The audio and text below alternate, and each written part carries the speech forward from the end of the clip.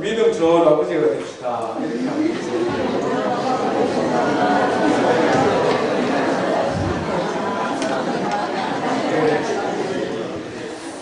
우리 성도님들도 여성도 보고 믿음 좋은 아버지 됩시다. 이런 거 아니죠?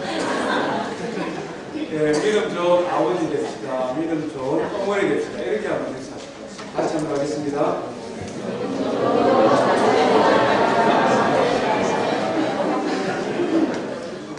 그렇지 않습니까? 이 세상에 참 좋은 아빠들 많지요. 능력 있는 아빠도 많습니다. 힘 있는 아빠도 많습니다. 그런데 믿음 좋은 아빠가 최고 좀 있습니다. 네. 우리 자녀들에게 믿음 좋은 아버지가 알려주는 거 얼마나 귀한 일입니까? 우리 아버지 학교 영상 잠깐 봤는데요. 6기 아버지, 알라바마 아버지 학교 우리 성도님들 많이 신청하시고 동참해 주시면 좋겠습니다. 우리 계속해서 아브라함의 일생을 통해 믿음의 사람으로 어떻게 하나님께서 세워가시는가 하는 것을 살펴보고 있습니다. 성도들의 믿음은 어떤 단계를 거쳐 성장할까요? 어떤 목사님이 최근 책을 보니까요, 성도들의 믿음이 5가지 단계를 지난다고 합니다.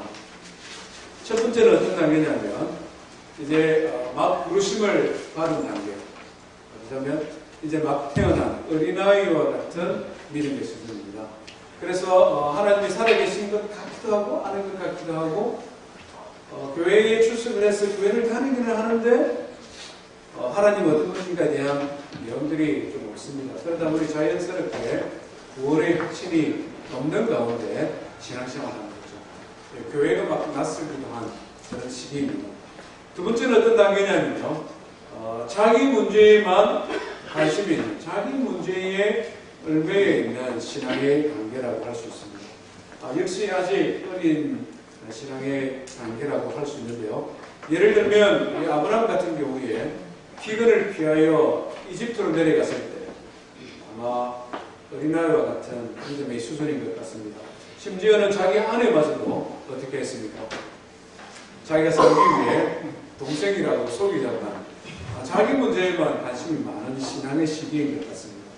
세 번째는 어떤 단계냐면 이제 주변을 조금 돌아볼 수 있는 단계. 하나님의 은혜를 체험하기도 하고 기도가 무엇인가를 좀 알기도 하고 또 교회를 봉사하기도 하고 섬김과 희생도 일부 있습니다.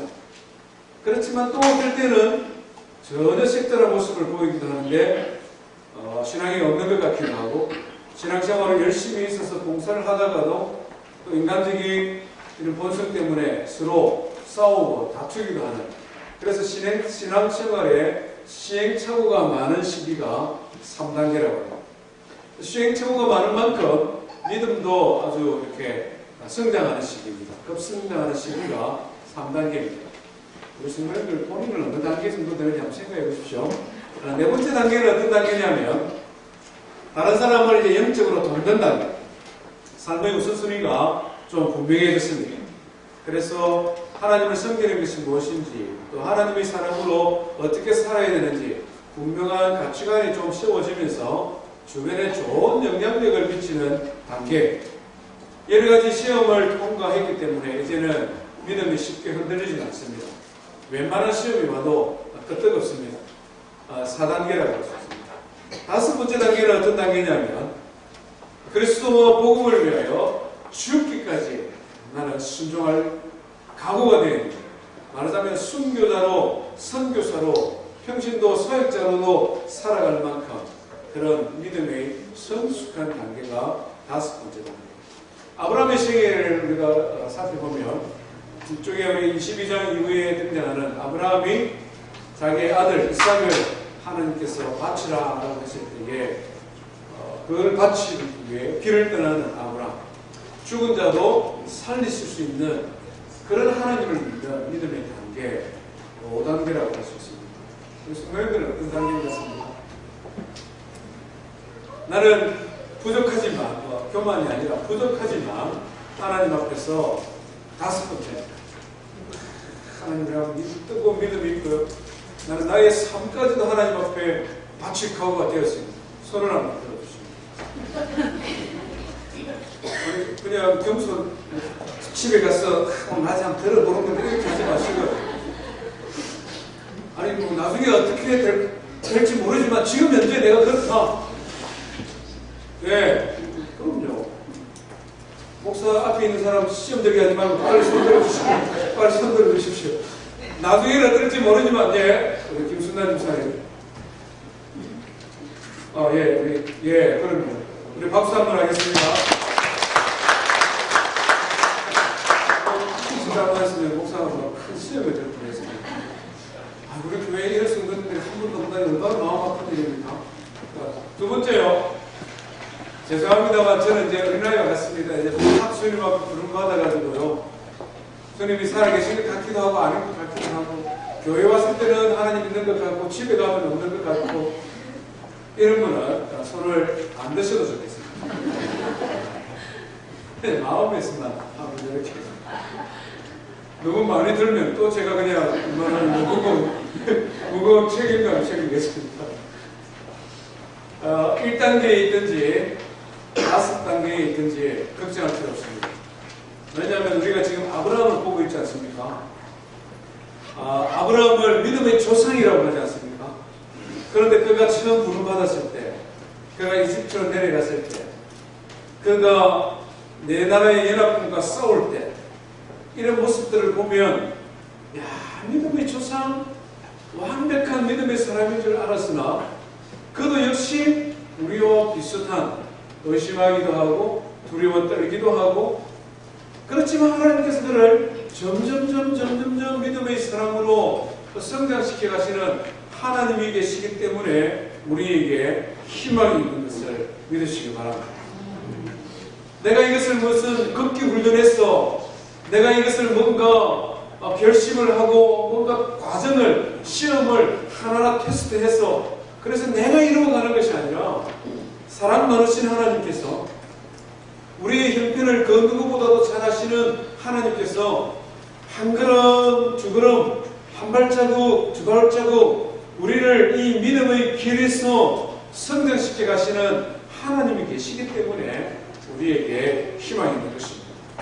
하나님께서는 우리 모두가 하나님을 아는 것과 그 아는 것을 통하여 실천하는 신앙에 있어서 그리스도의 장성한 분량까지 우리의 믿음을 성장시켜 주실 것을 믿습니다. 우리의 믿음의 여정에 보면 한 가지 시험이 또 있는데요. 그것은 무엇이냐면 신앙의 정체기라는 것이 있습니다. 신앙의 정체기. 우리 청년들도 알는지 모르는지 모르겠습니다만 연애할 때도 정체기가 있다고 그러더라고요. 저는 너무 연애 기간이 짧은 바람에 정체기가 없습니다. 그냥 11시에 집에 보내주고는 집에 오면 12시인데 그 1시간 사이 또 보고 싶어서 무슨 일은 별일 없을까 너무 사랑해서 24시간 같이 있고 싶어서 장가간 사람들. 제가 뭐 하나님 앞에 설교하면서 거짓말 하겠습니다. 그만큼 사랑했어요. 근데 시간이 좀 지나니까 그게 좀 흔들리고 그게 좀 흔들리는데 뭐 1시간이 아니라 뭐 하루가 아니라 그냥 뭐 아프다고 막 머리 아파 이래도 뭐 잘 물어봐도 안 해요. 그 나중에는 이 사람이 막 화가 나가 아프다고 해도 사람이 왜 그래 무감각해요? 왜 아팠어요? 여성들은 또 점잖죠. 어떤 사람은 부부간에 사랑이 식어가니까 꼴도 보기 싫어. 꼴 보기 싫다 그러고 조금만 말만 해도 신경질을 확 부리고 자석을 내고 이런 것을 정책이라고 그러죠. 신앙의 정책이라고 그러고 또 한마디 뭐라고 그럽니까? 권태기라고 그러죠. 권태기. 결혼생활에 권태기라는 거 있지 않습니까? 나는 우리 부부간에는 결혼생활에 권태기라는 없었다 이런 분 계십니까? 종교 살려도 없는 사람하고 없을 겁니다. 짧은 사람도 있고 긴 사람도 있고 심하게 하는 사람도 있고 약하게 하는 사람도 있지만 이 결혼생활의 권태기라는 것이 있기 마련입니다. 신앙의 생활에도 정책이 권태기가 있다는 것입니다. 하나님을 믿는 믿음이 나에게 있습니다. 하나님이 나에게 주시는 은혜도 있습니다. 하나님이 나에게 주신 축복도 있습니다. 그것에 만족하고 그냥 살아가는 겁니다.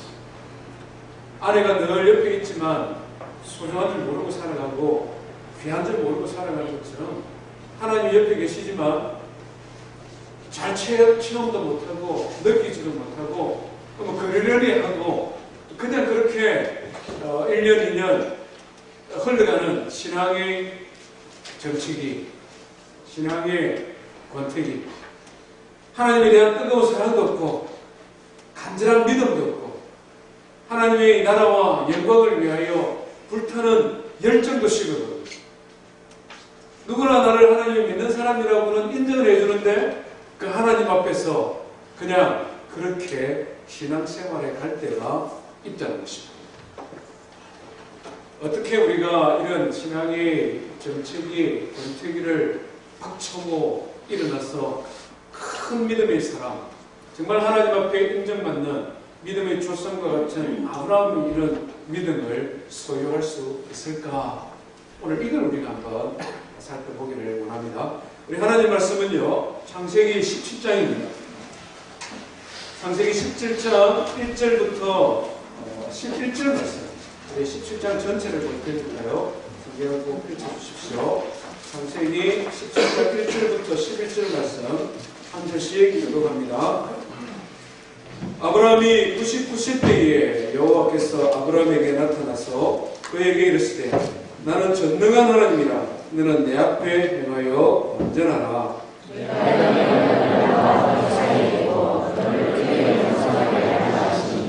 아브라함이 엎드렸더니 하나님이 또 그에게 말씀하여 이르시되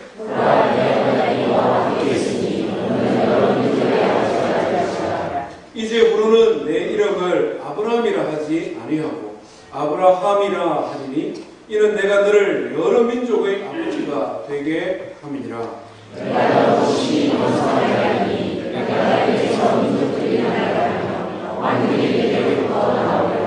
내가 내 언약을 나와 너 및 내 대대 후손 사이에 세워서 영원한 언약을 삼고 너와 내 후손의 하나님이 되리라.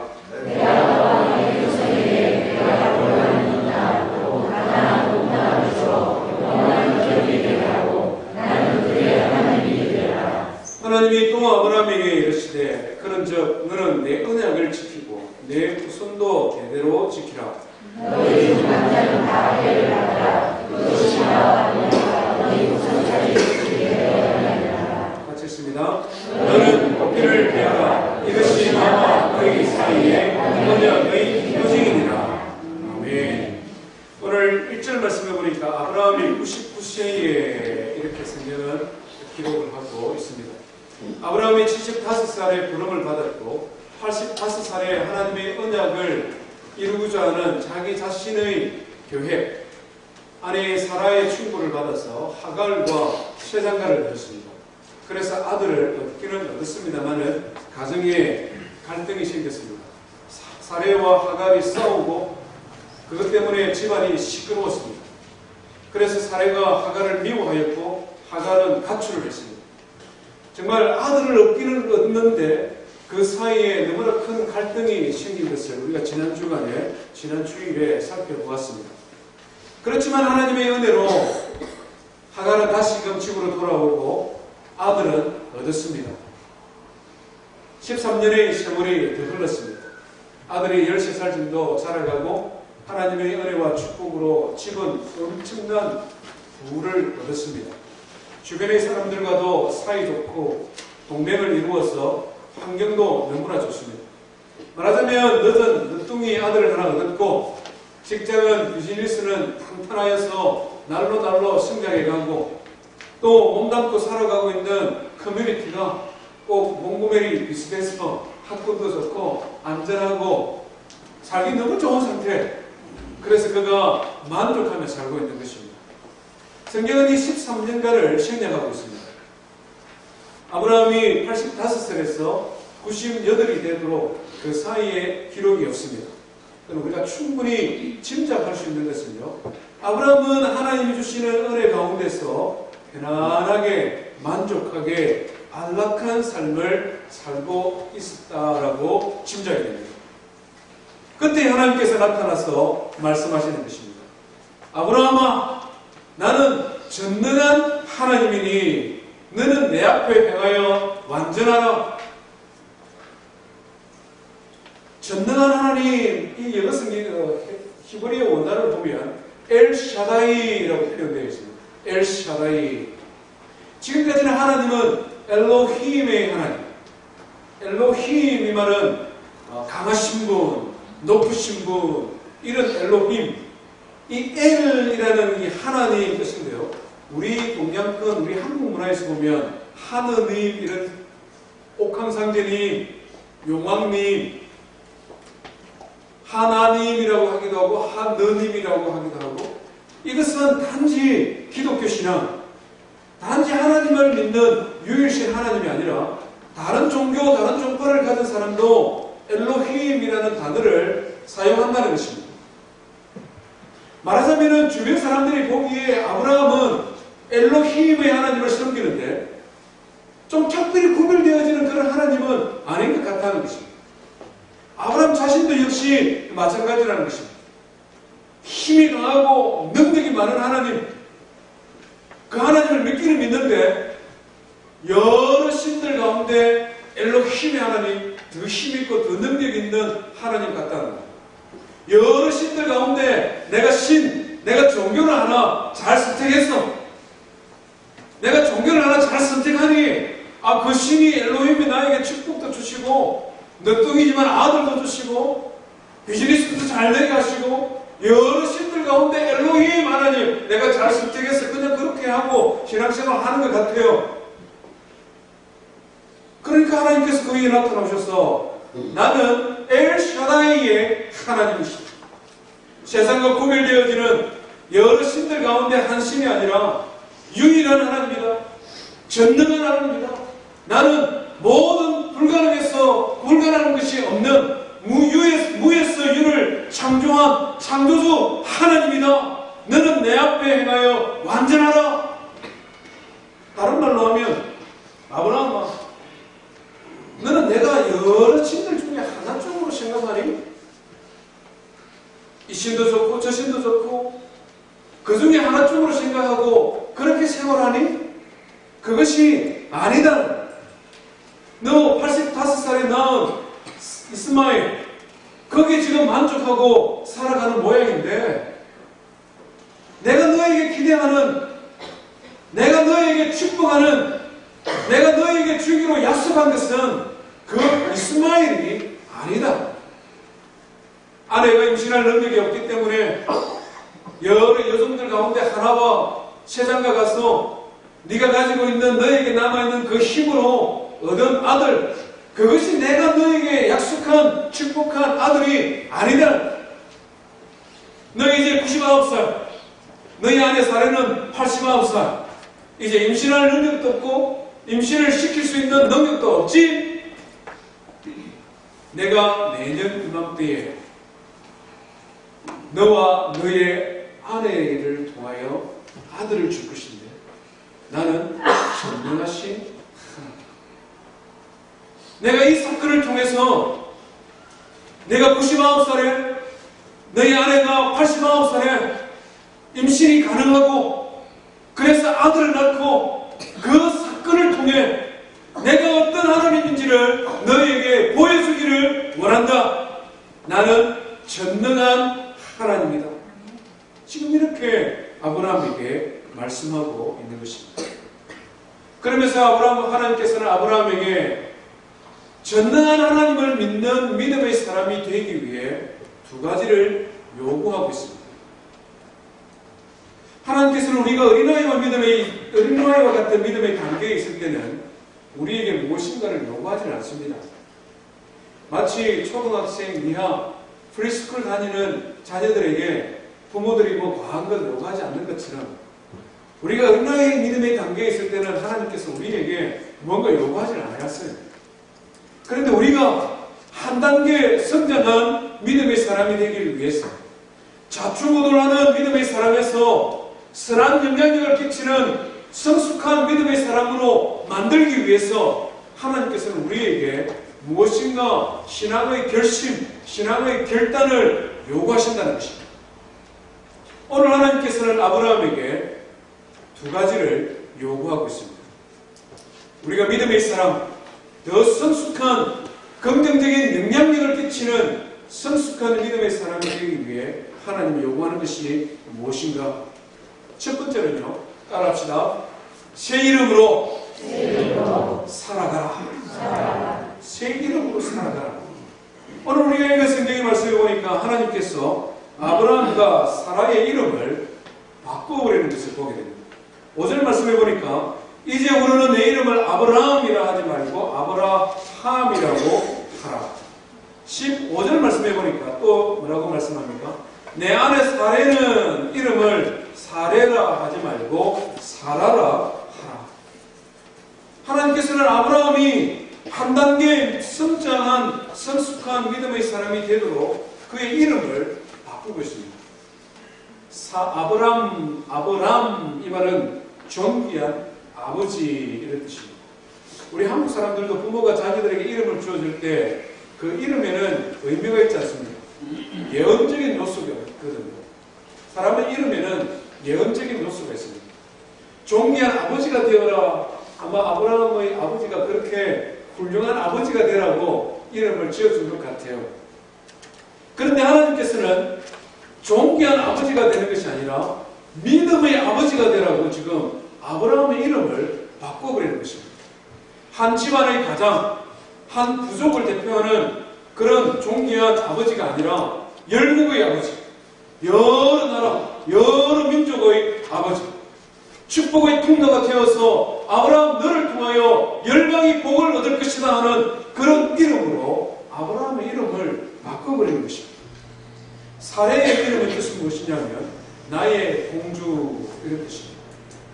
아마 사레의 아버지가 이 사레를 너무나 사랑했던 것 같아요. 이름을 딸을 낳았는데 이름을 나의 공주라고 지었습니다.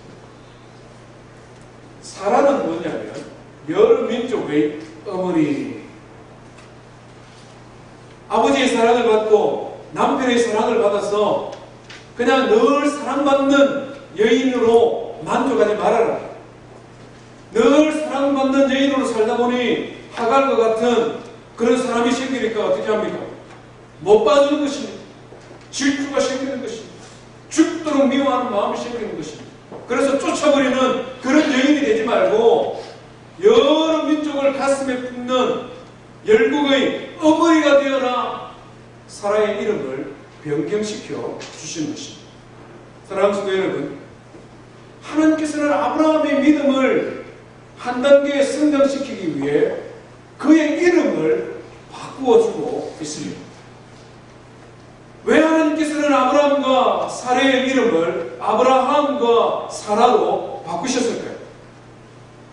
이름을 바꾸면서 하나님께서는 그들을 향한 비전을, 그들을 향한 소망을, 그들을 향한 열정을 그 이름에 지금 담고 있다 하는 것입니다. 아브라함아, 나는 전능하신 하나님이야.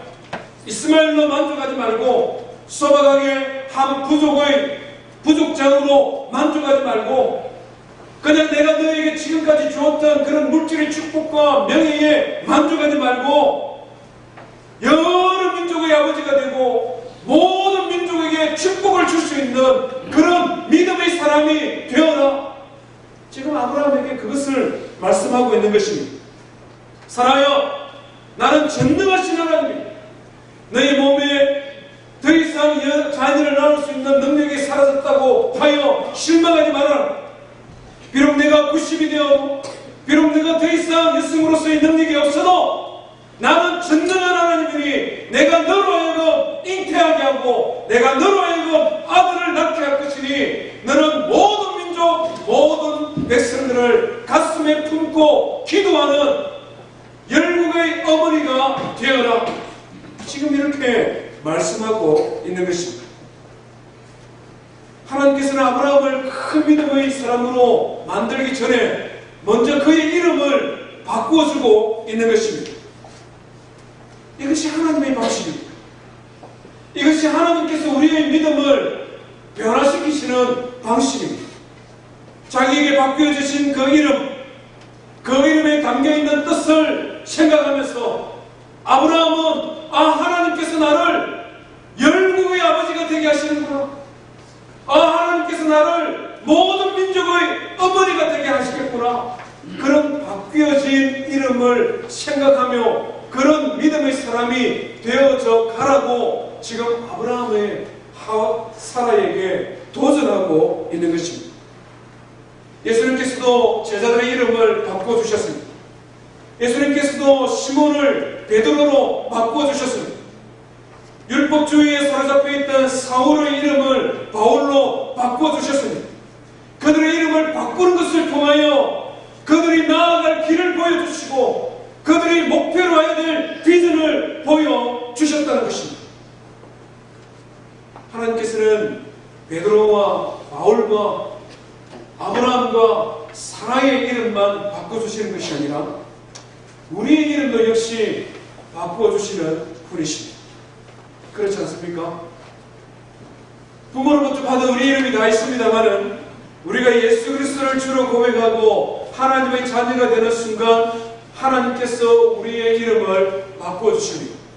그 이름이 무엇입니까? 그 이름이 뭡니까?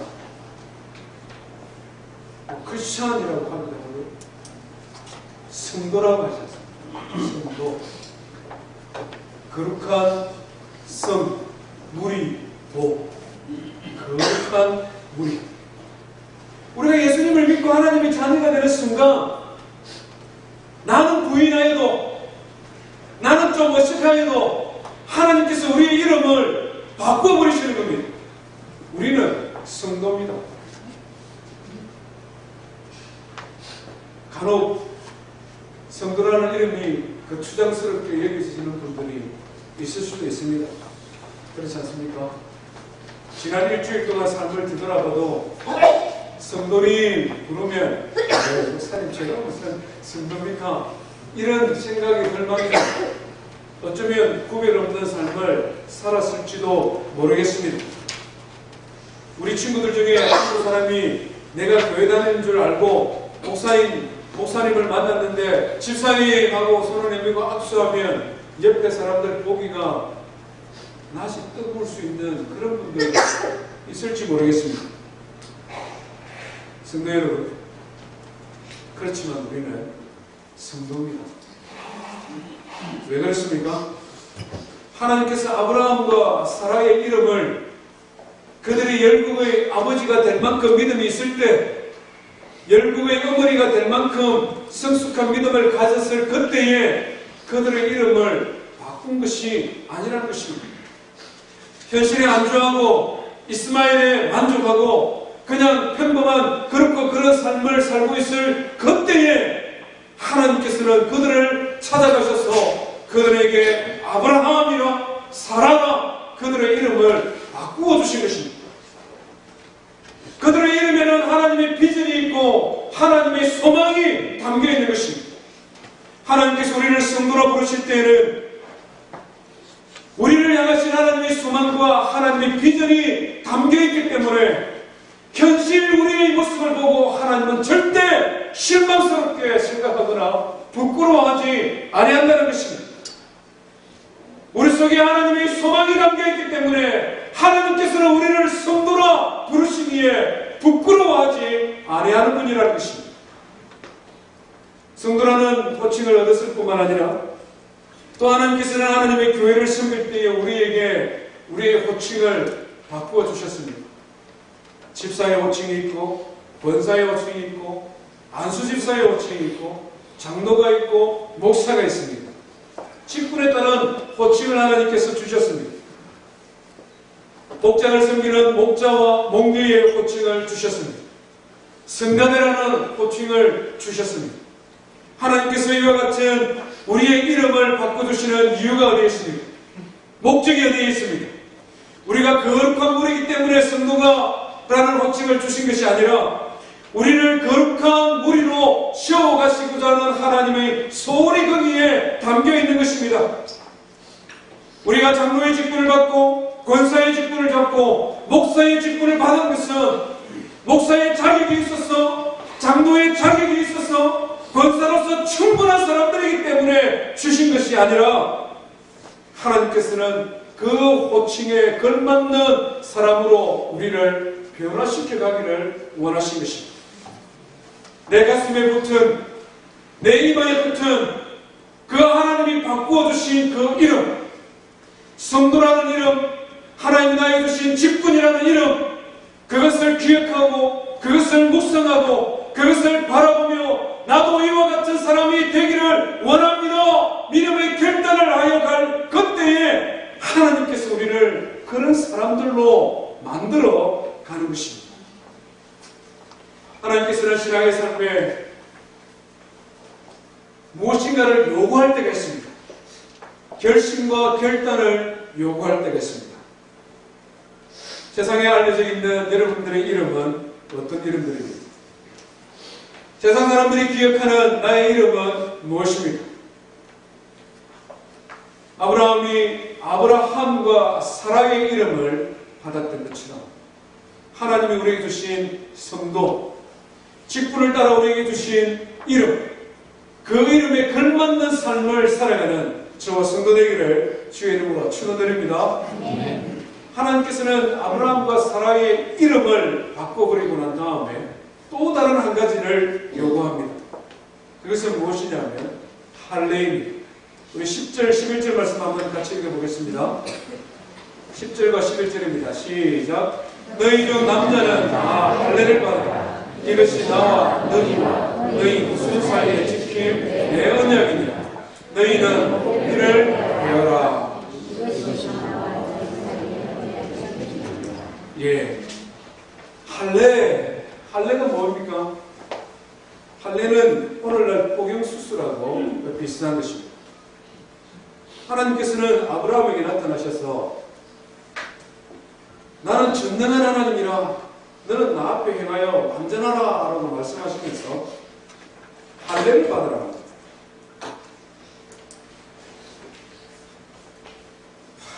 한번 이 상상을 한번 해보시길 바랍니다. 지금 이게 얼마나 무서운 상황인지를 한번 실감을 나도 상상해 보십시오. 지금부터 4,000년 전에 외과 의사도 없고 마취제도 없고 날카로운 칼도 없던 시대입니다. 한 번도 이런 것은 본 적이 없습니다. 역사 이래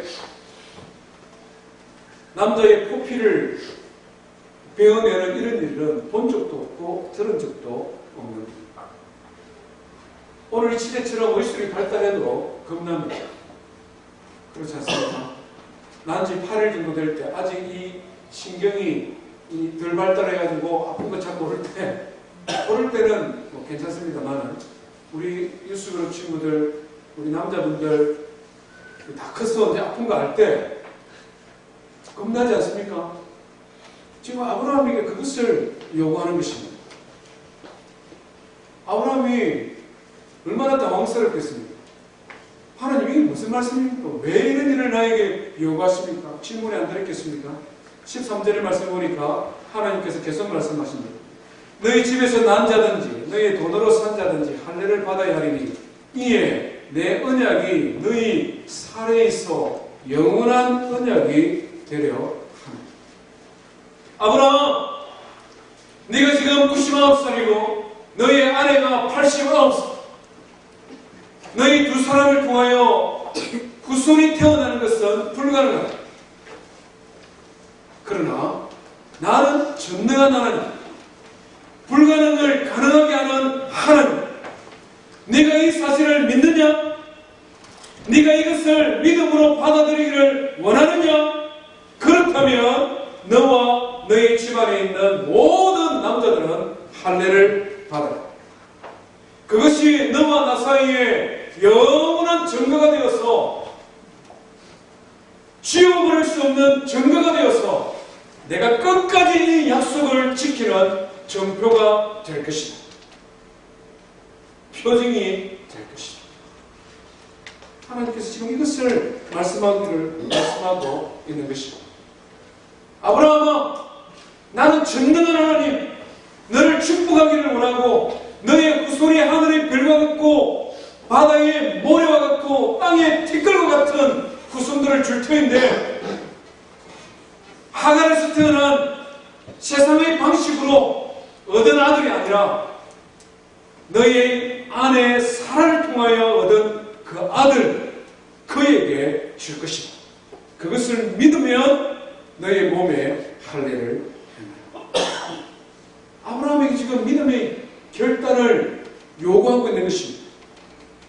아들을 먼저 주고 내 아들이 졌으니 우리 서로 약속 맺자, 이것을 말씀하는 것이 아니라 99살 되고 89살 된 더 이상 자신들의 힘으로 아들을 가질 수 없는 그들에게 몸에 할례를 행하라, 그러면 아들을 주겠다라고 지금 믿음의 결단을 요구하고 있는 것입니다.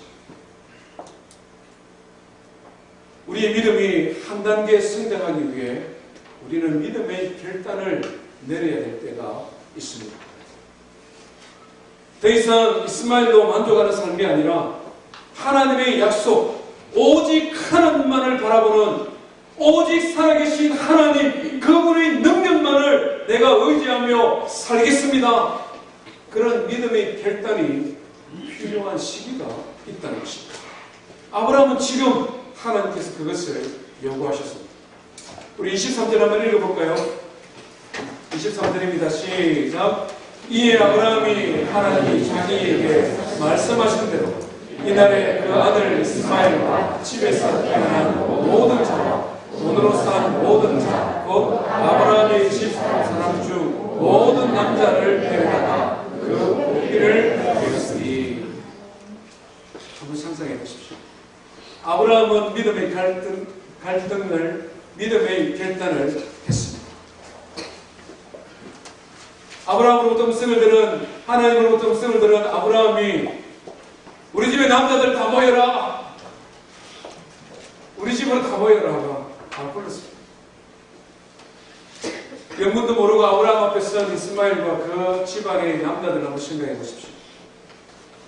돌칼을 들고 포피를 베어내는 아브라함. 아마 남자들이 비명을 지르고 피가 튀고 바닥에는 피가 흥건해졌을지도 모르겠습니다. 죽는다고 난리를 쳤을 것입니다. 비록 하인이고 종이지만 주인이 어떻게 우리에게 이렇게 할 수가 있느냐, 우리는 이제 더 이상 남자 구실도 못한다, 아마 비명을 지르고 난리가 났을 것입니다. 그러나 묵묵하게 자기의 아들과 집안의 모든 남자들의 포피를 베어내는 할례를 행하는 아브라함을 한번 생각해 보시기를 바랍니다. 그의 마음속에는 새로운 희망, 그의 마음속에는 새로운 확신, 그의 마음속에는 세상이 그 누가 뭐라고 해도 나는 전능하신 하나님 그분만을 나는 믿고 살아가겠다, 그런 믿음의 결심이 지금 그 아브라함의 행위 속에 담겨 있는 것입니다. 성경은 이 사건을 굉장히 큰 사건으로 다루고 있습니다. 로마서 4장 18절 이하에 보면 아브라함이 바랄 수 없는 중에 바라고 믿었으니 이는 내 후손이 이와 같으리라 하신 말씀대로 많은 믿음의 조상이 되게 하려 하심을 믿었더라. 하나님이 그 약속을 믿었다는 것입니다. 99살에 내년 이맘때에 너의 아들을 너의 아내 사라를 통하여 주겠다는 전능하신 하나님을 그가 믿었다는 것입니다. 믿음의 결단을 했다는 것입니다. 사랑하는 성도 여러분, 하나님께서는 때로 우리가 믿음의 사람으로 승가해 가도록 우리에게 할례를 요구할 때가 있습니다. 우리의 믿음의 결단을 요구할 때가 있다는 것입니다. 로마서 2장 8절 28절 말씀의 성경은 이렇게 기록을 합니다. 할례는 마음에 할지니 영에 있고 율법 조문에 있지 아니하니. 이제 우리는 더 이상 구약시대처럼 아브라함이 했던 것처럼 육신의 할례를 하는 것이 아니라 우리의 마음의 할례를 하여야 한다 하는 것입니다. 골로새서 2장에서는 이 마음의 할례를 좀 더 선명하게 기록을 하고 있습니다. 그 안에서 너희가 손으로 하지 아니한 할례를 받았으니 곧 육의 몸을 벗는 것이요 그리스도의 할례니 너희가 세례로 그리스도와 함께 장사되고 또 죽은 자들 가운데서 그를 일으키신 하나님의 역사를 믿는 믿음으로 말미암아 그 안에서 함께 일으키심을 받았느니라. 우리가 예수 그리스도를 믿을 때에 우리의 마음의 영적인 할례가 이루어졌다는 것입니다. 예수 그리스도께서 십자가에 달려 죽으시고 나를 대신하여 다시 살아나신 그 사실을 믿으실 그때에 나는 더 이상 육신을 따라 살지 아니하고 나는 더 이상 육체의 소욕을 따라 사는 자가 아니라 전능하신 하나님, 살아계신 하나님, 그분만이 나의 유일하신 하나님이십니다. 그것을 믿는 믿음의 사람으로 살기로 결심하고 결단했다 하는 것입니다. 사랑하는 성도 여러분, 우리 성도들의 삶은 매일매일 믿음의 결단을 하는 삶입니다. 하나님께서는 우리를 거룩한 백성으로 불러주셨습니다. 우리가 언제까지 어린아이의 수준에 머물러 있겠습니까? 우리가 언제까지 나 자신에게만 관심을 갖는 그런 믿음의 사람이 되어야 되겠습니까? 우리가 언제까지 자충우돌하는 어떨 때 보면 믿음의 사람, 어떨 때 보면 세상과 같은 사람, 세상과 하나님 사이에 왔다 갔다 하는 신앙인으로 언제까지 우리가 살아가야 하겠습니까? 하나님께서는 우리에게 믿음의 결단을 요구할 때가 있다는 것입니다. 나는 전능하신 하나님이라, 무에서 유를 창조하는 창조주 하나님이라, 내가 그것을 믿느냐? 하나님께서는 우리에게 믿음의 도전을 하시는 것입니다. 사랑하는 성도 여러분, 하나님께서 우리의 이름을 바꿔주셨습니다. 그 이름을 따라 순종하며 살아가기로 결단하는 성도 되기를 주의 이름으로 축원드립니다. 하나님께서 나의 마음의 할례를 받기를 원하십니다. 하나님 앞에 예배할 때마다, 하나님 앞에 기도할 때마다 나를 거룩한 주의 백성으로 불러주시고 나에게 새로운 이름을 주신 그 하나님의 비전을 따라 그런 믿음의 사람으로 살아가기를 결심하고 결단하는 저 머리 성도 되기를 주의 이름으로 축원드립니다. 우리 말씀 기억하며 함께 하나님 앞에 찬송하십시다.